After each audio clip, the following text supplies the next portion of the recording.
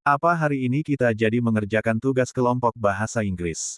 Tanya Dimas. Iya jadi, jawab Rafael. Kalau begitu, nanti aku tunggu di rumah ya karena tugasnya harus dikumpulkan besok, ucap Dimas mengingatkan. Dari mana kamu tahu deadline-nya besok? Tanya Rafael. Baru saja aku dari ruang guru untuk menyerahkan tugas matematika ke Bu Rani dan kebetulan Pak Rendra guru bahasa Inggris kita ada di sana dan memberitahu aku kalau kelas 9 IPA 7 harus mengumpulkan tugas bahasa Inggrisnya besok, ucap Dimas menjelaskan. Kamu sudah memberitahu teman-teman yang lain? Tanya Rafael yang mulai khawatir. Tenang saja dan jangan khawatir seperti itu, tadi aku sudah share infonya di grup kelas dan mereka semua sudah tahu kok, jawab Dimas. Syukurlah kalau mereka sudah tahu atau mereka akan menyalahkan kita, ucap Rafael terlihat lega. Kalau begitu nanti sore aku tunggu kamu di rumahku ya. Aku juga sudah memberitahu Raka untuk datang ke rumahku juga agar kita bertiga dapat mengerjakan tugas kelompok bersama, ucap Dimas sembari pamit dan pergi meninggalkan Rafael. Sore hari telah tiba, Rafael dan Raka sudah tiba di rumah Dimas. Mereka bertiga begitu serius mengerjakan tugas kelompoknya di dekat kolam berenang yang ada di rumah Dimas. Tidak membutuhkan waktu yang lama akhirnya tugas kelompok mereka bertiga sudah selesai. Rafael segera pamit pulang dari rumah Dimas karena waktu sudah mendekati maghrib sedangkan Raka berniat untuk menginap di rumah Dimas. Saat Rafael baru keluar dari gerbang rumah Dimas, dia bertemu dengan Rudi kakaknya Dimas. Rudi terlihat tergesa-gesa dan pergi tanpa menjawab sapaan dari Rafael. Namun, Rafael tidak terlalu mempermasalahkannya dan dia segera pulang agar orang tuanya tidak khawatir. Keesokan harinya Rafael menemui Dimas dan Raka di kelas, namun anehnya mereka berdua terlihat seperti sedang ada masalah, bahkan Raka yang biasanya sangat cerewet hanya diam saja di mejanya tanpa mengatakan apapun sampai pelajaran pertama dan kedua selesai. Waktu istirahat telah tiba, Rafael pergi menemui Raka yang sedang duduk diam di mejanya. Rafael mencoba untuk bertanya kepada Raka mengenai keadaannya sekarang karena Rafael merasa khawatir dengan tingkah temannya itu yang tidak seperti biasanya. Namun, Raka mengajak Rafael untuk berbicara di perpustakaan. Aku dituduh mencuri uang oleh orang tuanya Dimas, ucap Raka langsung pada intinya. Hah, kamu serius? Tanya Rafael. Dia begitu terkejut dengan perkataan temannya itu. Iya, bahkan orang tua Dimas memarahiku dan menghinaku habis-habisan, ucap Raka emosi. Tapi bagaimana bisa kamu dituduh mencuri uang? Tanya Rafael semakin penasaran. Aku juga tidak tahu, hanya saja orang tua Dimas mengaku kehilangan uang sebanyak 50 juta. Padahal mereka bilang uang itu masih ada saat kita bertiga sedang mengerjakan tugas kelompok kemarin, ucap Raka menjelaskan. Lalu mereka menuduhmu? Tanya Rafael yang mulai tersulut emosi. Iya, bahkan mereka membawa ustadz dan menyuruhku melaksanakan sumpah pocong di masjid karena mereka kira aku berbohong saat aku bilang kalau aku tidak mencuri uang itu, ucap Raka sambil meneteskan air mata yang sudah berusaha dia tahan dari tadi.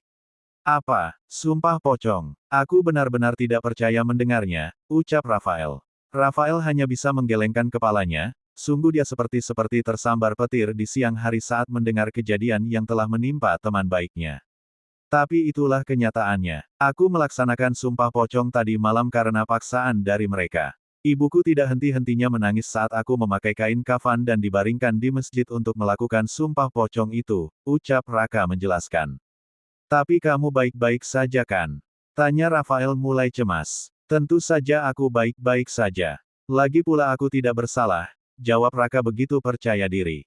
Syukurlah kalau kamu baik-baik saja. Aku minta maaf karena tidak bisa membantumu tadi malam. Aku saja baru tahu masalah ini dari kamu, ucap Rafael. Tidak apa-apa, lagi pula semuanya sudah terjadi. Aku juga sudah tidak peduli kalau mereka masih mencurigai aku, ucap Raka dengan santainya. Kan kamu baik-baik saja setelah melaksanakan sumpah pocong itu, jadi mereka pasti tidak akan terus mencurigaimu, ucap Rafael berusaha meyakinkan Raka. Semoga saja begitu. Oh iya aku ingat kalau tadi malam sepertinya keluarga Dimas kena karma karena telah menuduh aku, ucap Raka. Karma, maksudnya? Tanya Rafael yang kembali penasaran. Jadi tadi malam, polisi datang ke rumah Dimas dan menangkap Kak Rudi, bisik Raka. Memangnya kenapa? Tanya Rafael semakin penasaran. Katanya dia telah mengkonsumsi obat terlarang, ucap Raka. Hah? Apa itu benar? Tanya Rafael dengan suara pelan. Begitulah, ucap Raka sambil tersenyum mengejek. Kenapa ekspresi kamu begitu? Seperti senang dengan penderitaan orang lain, ucap Rafael sedikit kecewa. Iya tentu saja, mereka telah menuduhku tanpa ada bukti dan telah membuat ibuku menangis, ucap Raka marah. Tapi aku tidak ingin kamu menjadi orang yang jahat seperti mereka. Apalagi mereka adalah keluarga Dimas, ucap Rafael mengingatkan. Memangnya kenapa kalau mereka keluarga Dimas? Apa kamu tidak tahu kalau Dimas hanya bisa diam saat orang tuanya menuduhku mencuri uang, ucap Raka dengan kesal. Aku yakin kalau Dimas itu pasti ingin membelamu saat itu tapi dia tidak bisa karena dia sangat takut kepada kedua orang tuanya, apalagi dia hanya anak angkat, bela Rafael. Iya aku paham, tapi apa dia tidak bisa mengatakan sesuatu yang bisa meringankan tuduhan orang tuanya kepadaku? Ucap Raka semakin kesal. Aku paham tapi aku hanya ingin temanku tetap menjadi orang yang baik dan tidak pernah bahagia dengan penderitaan orang lain, bujuk Rafael. Oke, aku tidak akan begitu lagi. Maafkan aku, ucap Raka. Raka berusaha mengikuti perkataan Rafael walaupun dia masih sedikit kesal. Nanti siang setelah pulang sekolah aku main ke rumah kamu ya. Nanti aku juga akan membawa buah mangga yang baru dipetik oleh ayahku di kebun kemarin, ucap Rafael mengganti topik. Hebat tuh. Nanti aku tunggu di rumah ya. Pasti ibu senang dengan kedatangan mangga yang kamu bawa, ucap Raka. Aku pikir senang dengan kedatanganku, ternyata senang karena aku mau membawa buah mangga, ucap Rafael sambil cemberut. Raka hanya tertawa dengan tingkah teman baiknya itu, walaupun begitu dia merasa senang karena dia mempunyai teman yang mau mendengarkan semua keluh kesahnya. Saat Rafael dan Raka tengah berbincang-bincang, Dimas datang dan menemui mereka berdua. Namun, Raka segera pergi dan Rafael mengikuti Raka tanpa mengatakan apapun pada Dimas. Dimas merasa sedih dengan perlakuan teman-temannya. Namun, dia sadar kalau semua itu adalah salahnya yang kemarin malam tidak bisa membantu Raka saat orang tuanya menuduhnya mencuri uang. Dia merasa kesepian tanpa kehadiran teman-temannya, padahal dia sendiri merasa sedih dengan penangkapan kakaknya oleh polisi tadi malam. Setelah pulang sekolah, Rafael pergi ke rumah Raka sambil membawa buah mangga yang sudah dia janjikan sebelumnya. Setelah sampai di rumah Raka, dia melihat ibu dari temannya itu terlihat tidak sehat. Matanya seperti habis menangis semalaman. Namun, Rafael merasa senang karena ibunya Raka seperti biasa selalu menyambut kedatangannya dengan baik.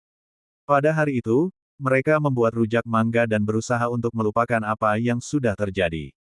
Beberapa hari kemudian tersiar kabar kalau yang mengambil uang di rumah keluarga Dimas adalah Rudi yang merupakan putra sulung keluarga mereka sendiri.